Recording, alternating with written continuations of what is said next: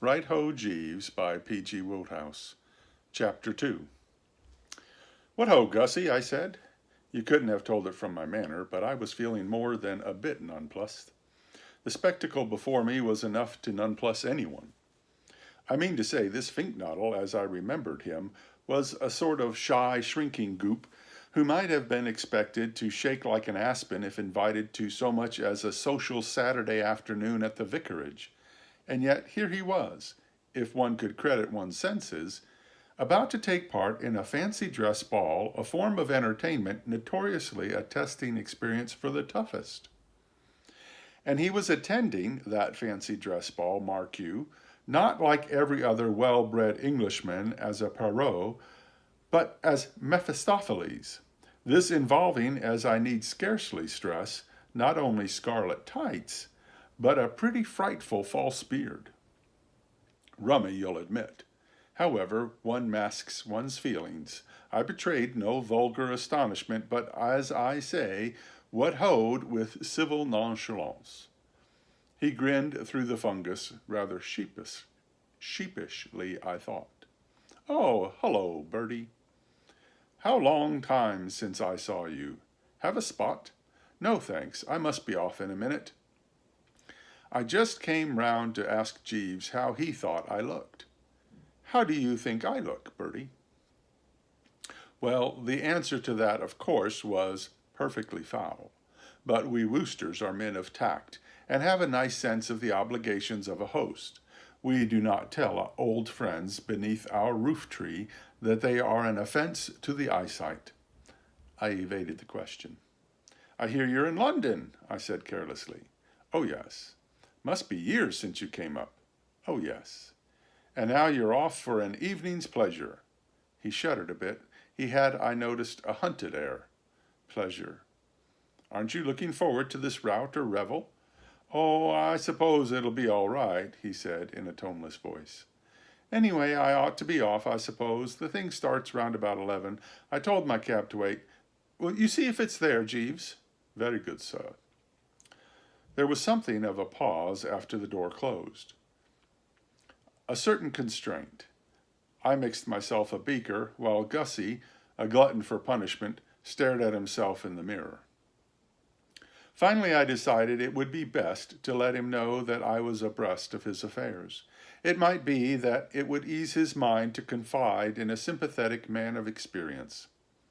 I have generally found, with those under the influence, that what they want more than anything is the listening ear. "Well, Gussie, old leper," I said, "I've been hearing all about you." "Eh?"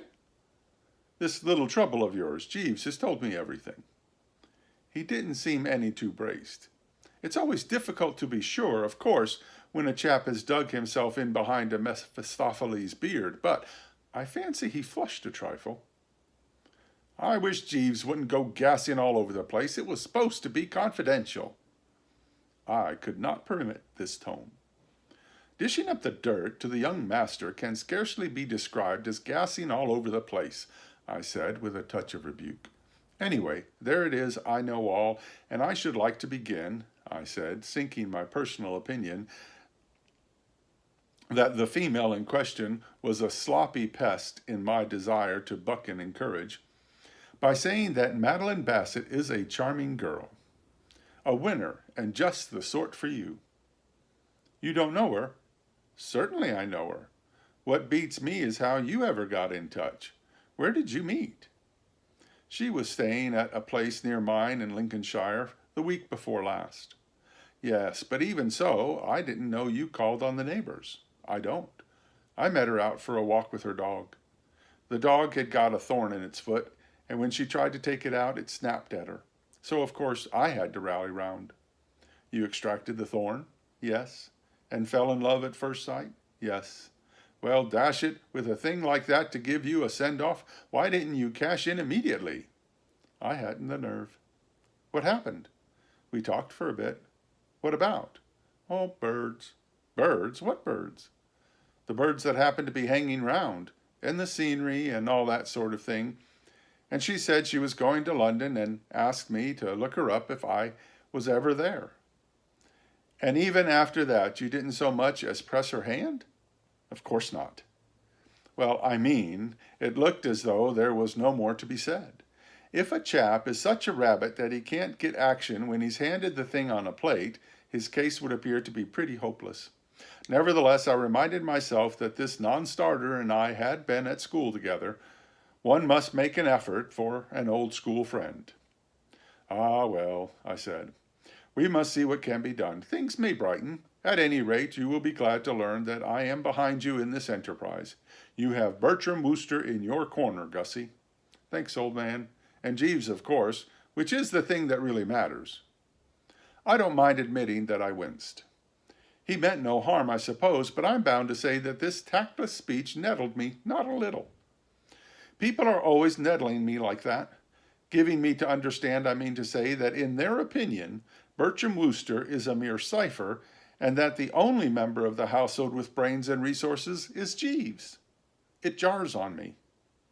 And tonight it jarred on me more than usual, because I was feeling pretty dashed fed with Jeeves. Over that matter of the mess jacket, I mean. True, I had forced him to climb down, quelled him, as described, with the quiet strength of my personality, but I was still a trifle shirty at his having brought the whole thing up at all. It seemed to me that what Jeeves wanted was the iron hand. And what is he doing about it? I inquired stiffly.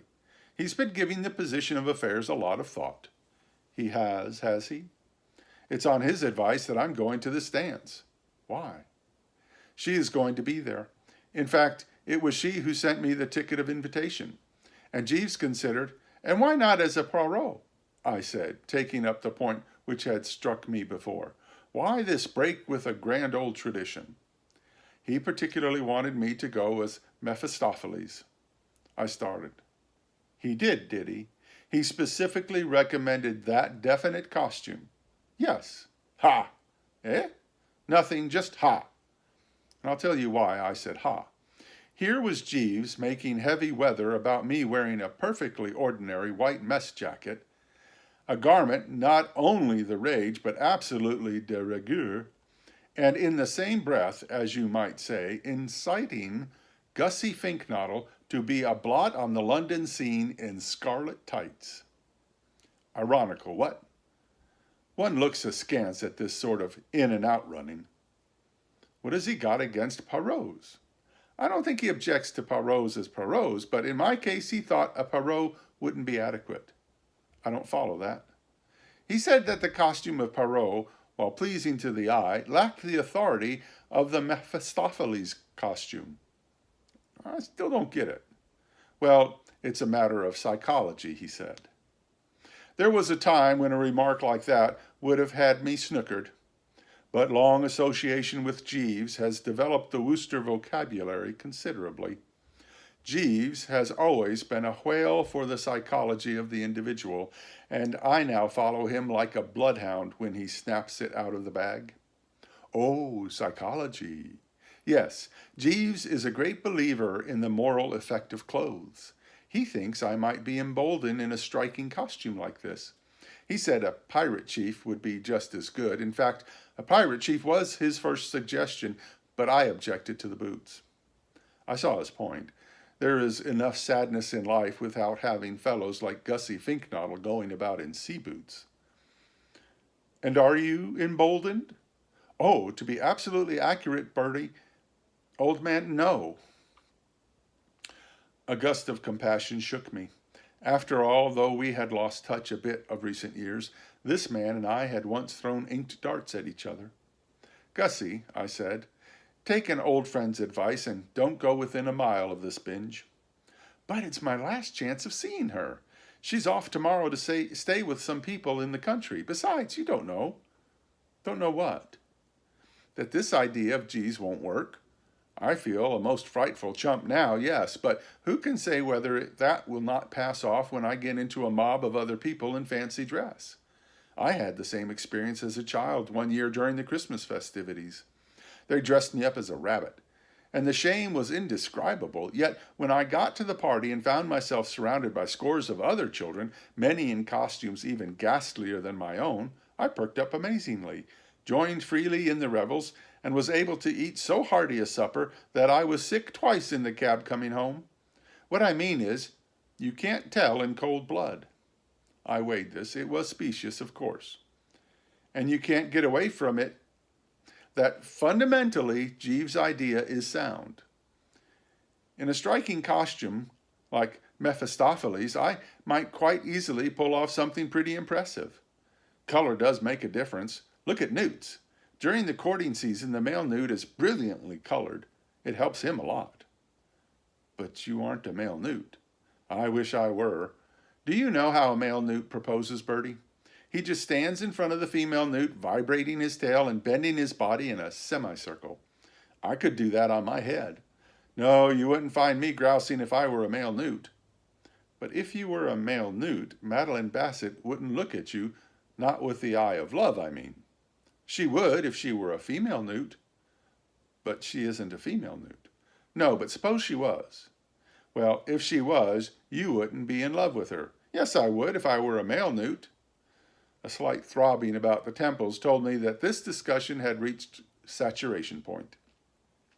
Well, anyway, I said, coming down to hard facts and cutting out all this visionary stuff about vibrating tails and whatnot, the salient point that emerges is that you are booked to appear at a fancy dress ball. And I tell you out of my riper knowledge of fancy dress balls, Gussie, that you won't enjoy yourself. It isn't a question of enjoying yourself. I wouldn't go. I must go. I keep telling you she's off to the country tomorrow. I gave it up. So be it, I said. Have it your own way. Yes, Jeeves. Mr. Finknoddle's cab, sir.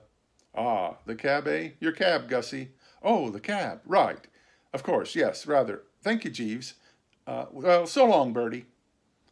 And giving me the sort of weak smile Roman gladiators used to give the emperor before entering the arena, Gussie trickled off. And I turned to Jeeves. The moment had arrived for putting him in his place, and I was all for it. It was a little difficult to know how to begin, of course. I mean to say, while firmly resolved to tick him off, I didn't want to gash his feelings too deeply. Even when displaying the iron hand, we Woosters like to keep the thing fairly matey. However, on consideration, I saw that there was nothing to be gained by trying to lead up to it gently. It is never any use beating around the bee. Jeeves, I said, may I speak frankly? Certainly, sir. What I have to say may wound you. Not at all, sir. Well, then, I have been having a chat with Mr. Finknoddle, and he has been telling me about this Mephistopheles scheme of yours. Yes, sir? Now, let me get it straight. If I follow your reasoning correctly, you think that, stimulated by being upholstered throughout in scarlet tights, Mr. Finknoddle, on encountering the adored object, will vibrate his tail and generally let himself go with a whoop? I am of the opinion that he will lose much of his normal diffidence, sir. I don't agree with you, Jeeves. No, sir? No. In fact, not to put too fine a point upon it, I consider that of all the dashed, silly, driveling ideas I ever heard in my puff, this is the most blithering and futile. It won't work. Not a chance. All you have done is to subject Mr. Finknoddle to the nameless horrors of a fancy dress ball for nothing. And this is not the first time this sort of thing has happened. To be quite candid, Jeeves, I have frequently noticed before now a tendency or disposition on your part to become, what's the word? I could not say, sir. Eloquent? No, it's not eloquent. Elusive? No, it's not elusive. It's on the tip of my tongue. Begins with an E and means being a jolly sight too clever. Elaborate, sir. That is the exact word I was after. Too elaborate, Jeeves. That is what you are frequently prone to become. Your methods are not simple, not straightforward. You cloud the issue with a lot of fancy stuff that is not of the essence. All that Gussie needs is the elderly brotherly advice of a seasoned man of the world. So what I suggest is that from now onward, you leave this case to me. Very good, sir. You lay off and devote yourself to your duties about the home. Very good, sir. I shall no doubt think of something quite simple and straightforward, yet perfectly effective ere long. I will make a point of seeing Gussie tomorrow. Very good, sir. Right-ho, Jeeves. But on the morrow, all those telegrams started coming in, and I confess that for 24 hours I didn't give the poor chap a thought, having problems of my own to contend with. End of chapter 2.